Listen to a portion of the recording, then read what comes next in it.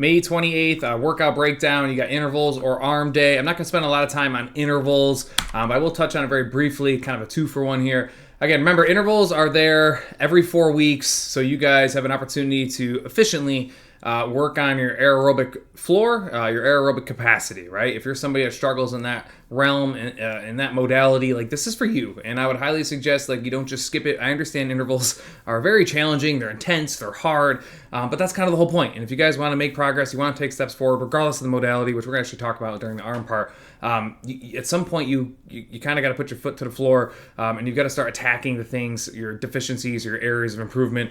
And interval day tends to be that for a lot of people. If there's a caveat, the interval day tends to be much shorter than the actual class, so you guys get out early, technically. That being said, I guess kind of not. You're supposed to do this after you finish interval day. So anybody that does do interval day, if you're watching this, this is always on the whiteboard on interval day. A lot of people just get away from it. It's such a fantastic opportunity because, like I just mentioned, it tends to be shorter interval day. Getting through a couple rounds of this single leg work, the stability stuff, the joint health stuff, goes a really long way, and it does not take a lot of time. So you guys will know it says 1 leg at a time. Anybody that's been with me for years, like, this is changed. I've altered it and modified it and enhanced it over the years, but you don't have to do all 5 of these. You can just pick 2 or 3 of them. What you're supposed to do is just say you do the first 3. You're supposed to do the 3-point touch, the RDL, and the pistol squat all on the right leg, and then you do those 3 on the left leg, and then you just kind of go back and forth 2 or 3 times, and then you exit the building, right? You don't have to do all 5. Now, if you do 4 or 5 of them, you'll realize, like, your hip and your ankle, like, they fatigue really quick. That's the entire point of doing this stuff, is to give yourself the opportunity to work in that unstable environment. So just FYI, that's why this is on the whiteboard for anybody that does interval day, whether you've seen it in the past or in the future. And again, it's restricted to just people doing interval day. Like, if you're doing regular class, then you can disregard it altogether. Now, regular class, arm day, you got a lifting option and a Metcon option.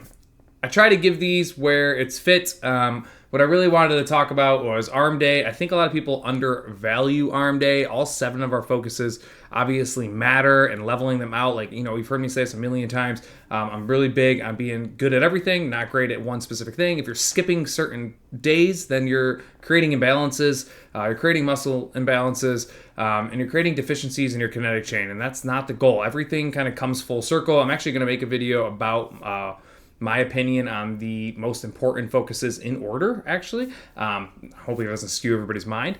But arm day goes a long way to supplement all the other big lifts, almost all of them besides, like, the leg stuff, to a degree. Unless you're, like, deadlifting, right? You still have to hold on to the dumbbells. Your triceps still play a role to a very small degree. But anything from chest presses to shoulder press to pull-ups, like, if you're skipping arm day and you're not putting in the time and you're not working on progressive overload and getting stronger, those big lifts are going to suffer. So the lifting option is there just for that. So you guys will notice that the buy-in and buy-out is 5-minute cap. It's I wanted to keep the buy-in below 5 minutes was the goal here. Meaning I didn't want, if it's anything over 5 minutes, with that level of intensity, that the bike gives you, it's going to start taking away from the lifts. So 50 calories seemed about right. Give you an opportunity to, if you're somebody that really does want to work on a little piece of conditioning there, heart and lungs, maybe lactic threshold, you can still put a lot of effort into that 5-minute bike, and kind of walk away relatively unscathed, in terms of the lifts. So that's the thought process on that. More like if I were to make that longer, but maybe I didn't have a buyout and it was just a buy-in and it was twice as long, 10 minutes of that level of intensity that the bike tends to give to people, it would end up diminishing your ability on the lifts, and I wasn't really looking for that. So I wanted you guys to put most of your energy into the lifts. So the lifts here: concentration curl, tricep extension, seated curl, and the overhead extension of the pause. A lot of these you see over and over again, repeat, rinse and repeat, that's because they're the best. Like, tricep extension, overhead extension with a pause, concentration curl are probably, maybe throw chin-ups in there, the best movements for your triceps and your biceps respectively in terms of overall strength, progressive overload, gross tonnage moved, external volume moved, and then again, stimulating, muscle fibers to the highest level, right? So the best movements incorporate the most motor units. So the most of your fascia engaged and activated and firing as possible. These movements do that, and they allow you to move pretty freely and flow pretty well while still moving, usually, relatively speaking, an immense amount of weight relative to that specific muscle. So I don't like getting away from these specific movements when it comes to strength training these particular muscles. Basically what I'm saying is like these movements right here are a lot different than like band pushdowns or tricep kickbacks or bench dips or wide curls or band curls or TRX curls. These allow you to move as much external load, whereas a lot of these other kind of secondary movements don't let you do that. So that's why you see these on the track with the little T, and why you see them on lifting days predominantly. So your goal here is quite literally to move as much gross tonnage as physically possible. Like that is the goal. Again, just like everything else, the 8 to 12 reps is there to give you an opportunity to work your way up into a new weight class. If you're somebody there, maybe you aim for like 8 or 10 reps. If you're somebody that's kind of unsure, you look to do 4 or 5 sets with 12 reps. Start tracking that. It's never too late to track. Try to say that all the time in class.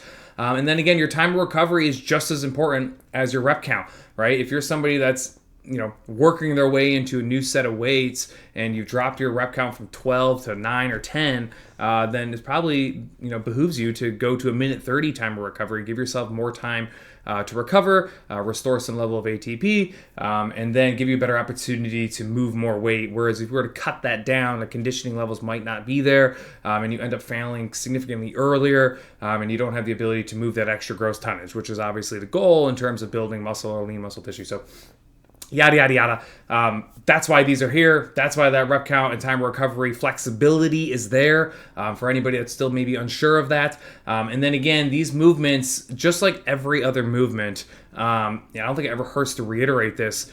You are always better off with full range of motion. So if you're somebody trying to increase their weight and you realize that you're aware enough to realize that you are cutting corners on lengthening, full extension, or maybe you're not, fully contracting, coming all the way up on a curl, like you need to make those corrections or you need to go down in weight.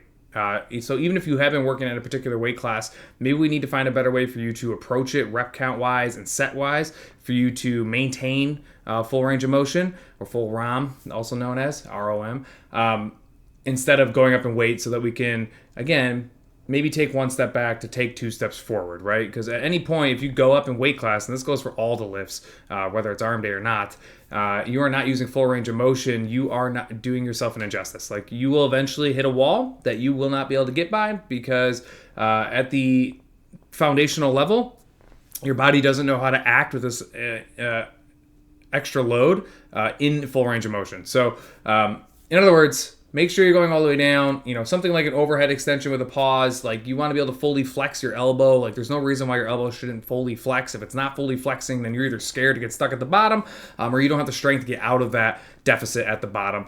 Tricep extension, point of contact. You're always hitting your shoulders. You're making sure your shoulders are stable, the dumbbell's making contact. The point of contact is a reference point. The whole point of doing that is to ensure that you're fully lengthening your triceps each and every rep. Just little stuff like that. And then you guys will have that ball clean to overhead at the bottom, which is it felt like a really good opportunity. I don't even know that people are going to get to this, honestly, in terms of timing. It's probably a good chance you don't get to it, especially if you're going to do 5 sets. But clean to overhead is just an excellent way to move a lot of weight and use your entire kinetic chain, which I love the Olympic lifts. And again, 30 reps is kind of the happy medium. I thought about making it 20. I really wanted people to push, a weight maybe they're not overly comfortable with. But I made it 30 because, again, I think people are going to be pretty exhausted at this point. We're going to be pretty short on time. So if you go a little bit lighter and kind of just rip through those 30 reps and just, again, repetition of a movement is going to eventually, just make you better at that particular movement, which we all need practice on Olympic lifts. And then again, the Metcon option is there on the right-hand side. Again, there's nothing wrong with doing Metcons. Like, keep that in mind. I would always personally, I don't know that I've ever picked a Metcon over a lifting option, to be honest. Like, I think lifting is king. Building lean muscle tissue is significantly harder, more challenging than conditioning yourself. I can always condition myself whenever I feel like I'm at a body comp that I'm happy with in terms of performance. But the Metcon option is there. There's nothing really that you necessarily need to go over. They're 2 trisets, if you didn't notice. So like tricep extension, tricep push-ups, and then chin-ups, hammer curls, wide curls. Trisets, they're going to be really fatiguing for sure. Those runs are going to turn into recoveries for your actual muscles is what they're going to be. You're not going to want to get through them too quickly in order to maintain your weights here. But just keep in mind, like, Metcons aren't a bad option. Like, conditioning your muscle is really important. You just want to make sure that you're not putting it in front of muscle growth. Like, if you're somebody that wants to put lean muscle tissue on your body, even if you're like, oh, lifting's so boring, like, it just has to be done. Unless you're going to start, like, needling yourself with some level of steroid, like, you have to do it. So, again, you got to try to find joy in maybe bridging and working on getting stronger. I know it's a total grind, and I know it can be very tedious in terms of writing stuff down. But again, if you're looking to do that, you just got to do it. So anyways, those are your options for the day. Obviously, none of this matters if you're doing intervals. And hopefully this helps you guys with a better understanding of maybe why you see lifting and Metcon options, obviously specific to arms, but lifting and Metcon options in the future for other body parts as well.